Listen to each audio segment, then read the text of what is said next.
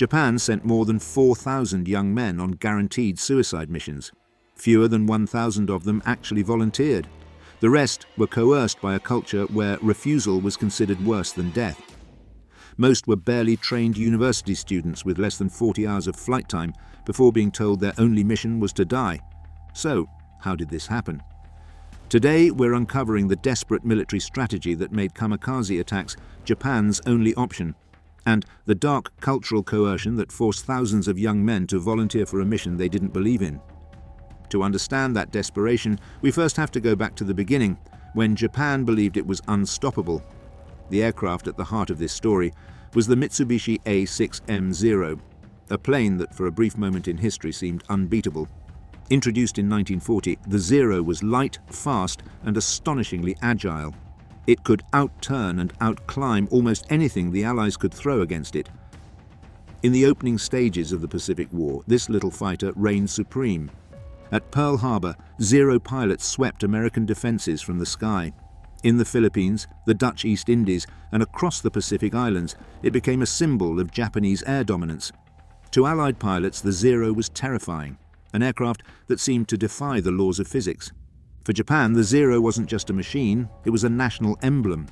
It embodied the confidence of an empire that believed it could not be stopped. Young pilots were told they were flying the very best, and in those first years it seemed true. But the Zero's early success came at a terrible cost. It was designed to be light and maneuverable, which meant almost no armor and no self-sealing fuel tanks. It could win in a dogfight, but a single bullet could turn it into a fireball. And while America could replace its planes and pilots in staggering numbers, Japan struggled. Every loss of a veteran pilot was a wound the empire could not heal. By 1944, the tide had turned. New American fighters like the Hellcat and Corsair outperformed the Zero. With Japanese factories bombed and American industry producing planes by the tens of thousands, the skies became hostile territory. This was the crisis point. Japan was running out of planes, fuel, and most crucially, trained pilots. The empire could no longer win with skill or technology, so it turned to its only remaining resource, the willingness to sacrifice. By 1944, Japan was on the defensive everywhere. The Pacific Campaign had turned into a relentless push by the United States, island by island, inching closer to the Japanese homeland. The battles of the Philippine Sea and Leyte Gulf were devastating blows. Japan lost hundreds of aircraft and many of its most experienced aviators in just days. The proud Zero squadrons that once ruled the skies were now shadows of their former selves, filled with inexperienced replacements who had only weeks of training. Faced with dwindling resources and no realistic chance of matching American production, Japan's leaders searched for a strategy that could turn weakness into strength. Out of that desperation came the Special Attack Units. These were organized groups of pilots tasked with deliberately crashing their aircraft into enemy ships. The Japanese gave it a name that carried deep cultural weight, Kamikaze, meaning divine wind.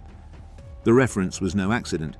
Centuries earlier, Japan had been saved from Mongol invasions when powerful typhoons destroyed the enemy fleets. The kamikaze pilots were presented as the modern version of that miracle wind, a divine force that would sweep the Americans from Japan's doorstep.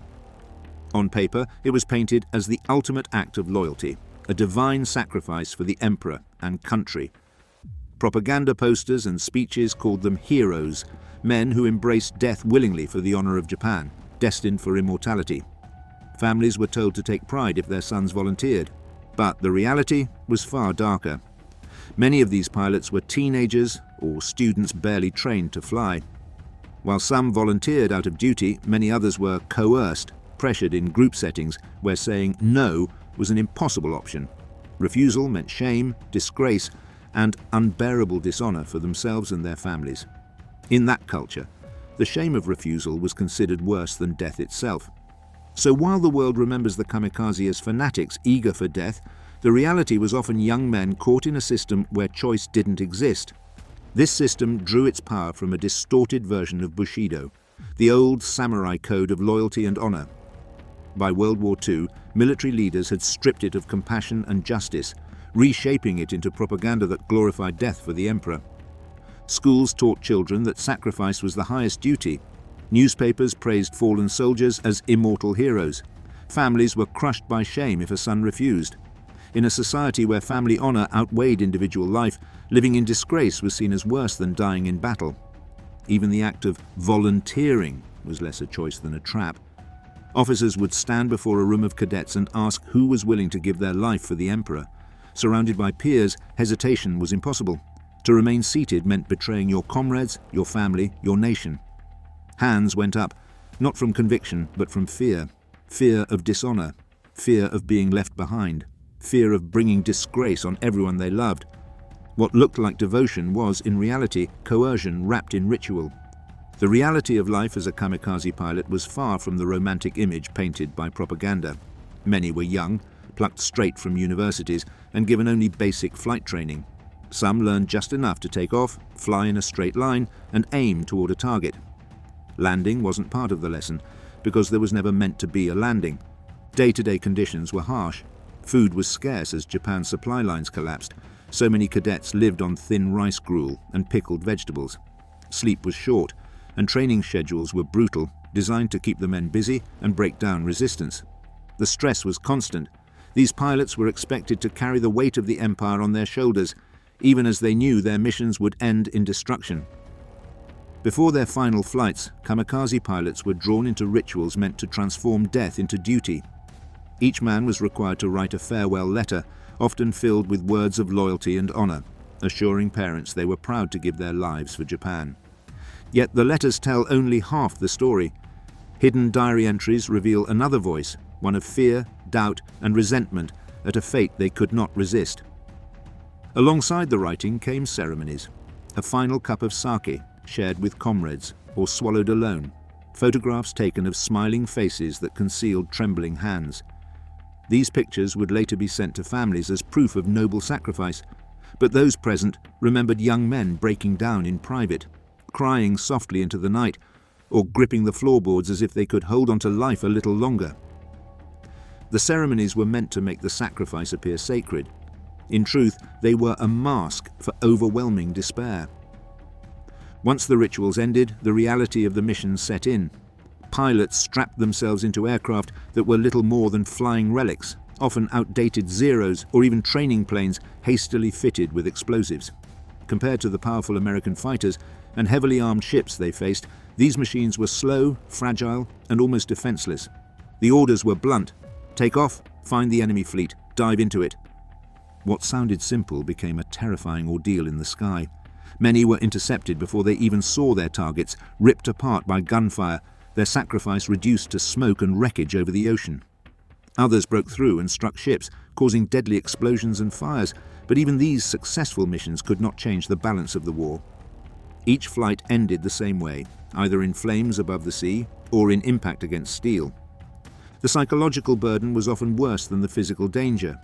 Imagine the long minutes of flight toward a target, the drone of the engine constant, the ship in the distance growing larger, every nerve in your body screaming to turn away. Some pilots tried to numb themselves with thoughts of honor or the emperor, but many admitted in private writings that every instinct was to pull up, to live.